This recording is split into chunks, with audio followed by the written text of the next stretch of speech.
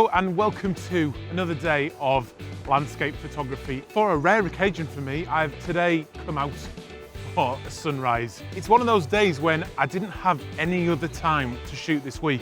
I've had a busy week up to now, I've got a family thing this weekend. It's Friday morning now, I've got to edit the video this afternoon to get it out to you for Sunday afternoon. So it's really the only day I have. So because of that, I had absolutely no choice with the weather, and the forecast for this morning was dreadful, absolutely dreadful. Rain, cloud, nothing at all. But actually, there was a little bit of colour in the sky when it came to sunrise. I haven't really made the most of that because I couldn't quite find the composition that I was looking for. So what I've decided to do today is really just focus down on some very simple, beautiful, long exposure photography. And the beach, which I'm at today, with some 270-degree views, is absolutely beautiful, and there's lots of rocks to provide that solid contrast against the moving water, and that's what I'm going to go for today. So I've got the tide coming in on me a little bit, but I'm already set up for my first shot of the day. I've got the camera set up here, and I've got the 70 to 200mm lens on. I'm focused in on these two rocks just in the sea here. I've got them at the two bottom cross sections of the rule of thirds, and then I've got the horizon going across the top rule of thirds, and it's just a really straightforward, simple but beautiful composition. Long exposure wise, I'm going for about 6 seconds with no filters on. I'm just making the most of these dim conditions that I've got at the moment, and I'm at f16. I don't need to be at f16 in terms of the depth of field, but I want to just extend that exposure time a little bit, and that's what f16 is allowing me to do. I'm at ISO 100, shutter speed of 6 seconds, no filters, and then I'm just waiting for the sea to crash over the rocks a little bit, get that right wave, which is coming now, get that wave crashing over the rocks to create that beautiful ethereal feel to this image. The sky has a kind of blue tinge to it at the moment as well, which is going to really add to the feeling of that image. Not everybody's cup of tea, but I absolutely love long exposure photographs like this. Just simple, beautiful, and tell a really nice story of the mood here this morning. Today, I'm just gonna have a little explore around for a couple of hours, because that's the only time I have this morning, see what long exposure shots I can capture. And I also want to talk to you a little bit about storytelling with photography.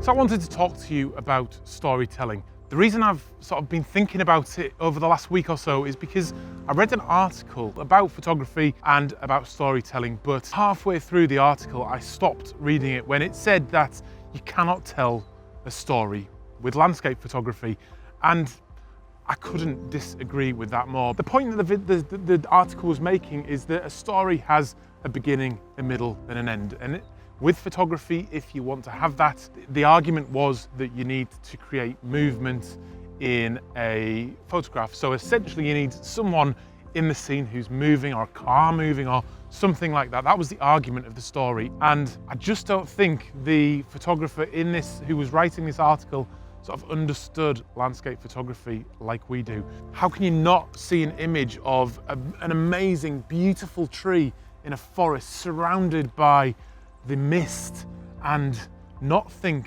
that there's a story there, not understand what that story is? Or my shot that I took of the lighthouse at Flamborough that's not far from here, that was in the middle of a lightning storm, and you could see the storm clouds above with the lighthouse there casting that beam, and I think it told a brilliant story. I'd be really interested to hear your comments down below about storytelling. Do you think landscape photography can tell a story? I think I know the answer from many of you, but leave your opinion, leave your comments down below and let me know. I'm really interested, and it's something that I'd like to explore a little bit more. Right, let's go and make the most of this surprisingly nice morning I want to capture some of that light and the bit of colour that we do have in the sky.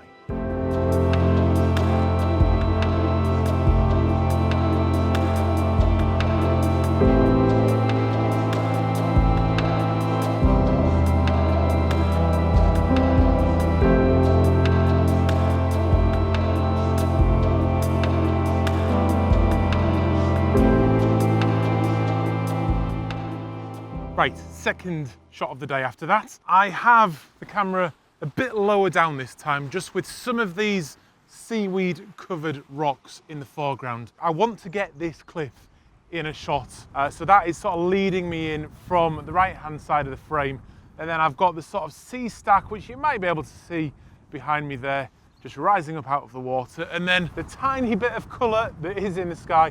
I wanted to capture that as well, so that's the basis of this shot. It is by no means a great shot. It's just, that's the beauty of days like this really, is because I've come out this morning with zero expectations, absolutely zero. So I want to just capture a few images, and I'm not being too critical of myself, so I'm really just making the most of the day.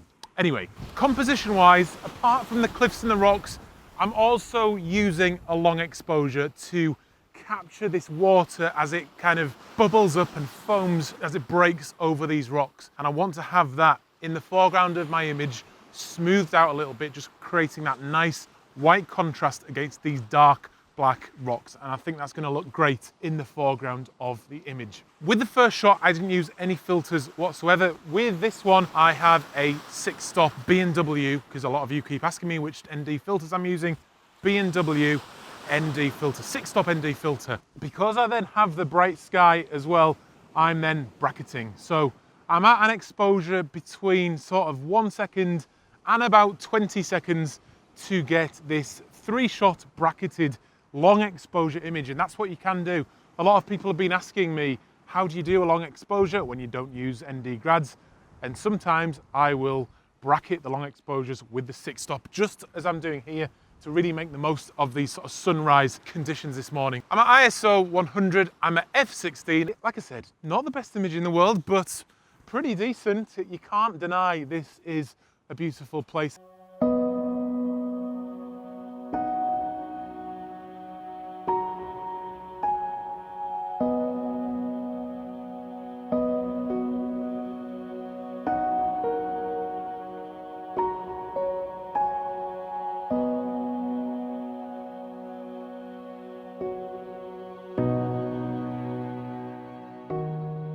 Okay, last shot of the day. Camera's on the tripod. Very, very simple composition. I'm not going for anything particularly complicated or special, just nice and simple. I've got the light coming across the scene and lighting these rocks in the foreground on the beach. And then they're just leading you up into these rocks, sort of in the sea here, with this sea nicely smoothed out with a few of the reflections of the intermittent sunlight on there. This time I'm going for an extreme long exposure. I've got 2 ND filters on there now, the 10-stop and the 6-stop. They're stacked into 16 stops of light reduction. So at f8, ISO 200, I have a 6-minute exposure. I wouldn't ever go beyond 6 minutes because some strange things can start to happen when you expose for that long. It's now starting to rain, unfortunately, so I'm just going to close my bag up. That's the way it is with landscape photography. It was forecast to be raining today, so it'll be interesting to see how this image turns out. But another superb day of landscape photography. A few things I wanted to discuss, and then just a little scouting mission at this absolutely beautiful beach in North Yorkshire again. The sense of well-being again. I haven't talked about it for a while. I've got out early. I hate getting out of bed early. I've got young kids. I'm awake a lot in the night, so anything before 6 o'clock I find really difficult. But today it's been good reward. The weather conditions and lighting hasn't been great, but it's still been a really, really nice day and a good reward, some fresh air to start the day. If you have not subscribed yet, please do so, and I'd love to hear what you think about landscape photography, telling stories, in the comments down below. I'll see you on another video very, very soon though. I'm Adam, this is First Man Photography in beautiful North Yorkshire. Out.